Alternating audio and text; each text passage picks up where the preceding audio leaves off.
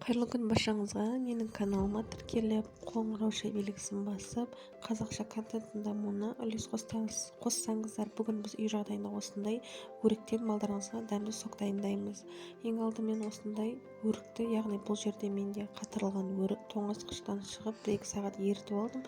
Сол ерігеннен кейін осындай табамызға салып, погруженный блендермен бір қалыпты массаға енгенше, яғни пюре езбесіне енгенше араластырамыз. Дәл осылай пюре езбесіне енген кезде табамызға салып, осындай ситаның көмегімен керек емес бөлшектерін тастап, астындағы таза массадан жасаймыз сокты.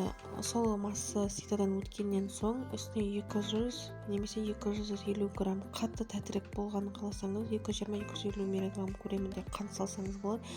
Қантты осылай массаның үстіне салғаннан соң араластырып аламыз лопатканың көмегімен.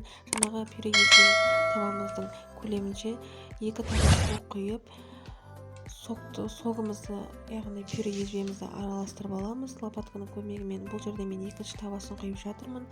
Араластырып алғаннан соң газдың үстіне қойып, асты үстінен, үсті астынан араластырыңыздар. Бір жерде тоқтап қалмау үшін, яғни масса кейде қалып қояды. Соны араластырып, осылай асты үстінен араластырып аламыз. Араластырып болғаннан соң согымыз осылай толықтай қаттырақ қайнай бастайды, яғни басында осылай қаттырақ қайнайды. Қайнаған соң осылай ситаның көмегімен бетіне шыққан көбіктерін алып тастаймыз.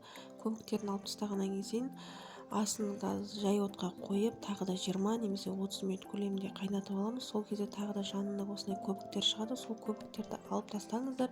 Содан соң лимон согыңыз дәмді, хош иіс, дәм беру үшін осылай лимон қышқылын 1 қасық немесе жарты қасық, болмаса осылай үйіңізде лимон болса, осылай сығып согын құйсаңыздар болады. Согымыз дәмді болып шығады. Согымызды суытып, холодильник, яғни тоңазытқышқа салып, салқындатып ішіңіздер. Ас болсын, каналыма тіркеліп қолдап кетіңіздер.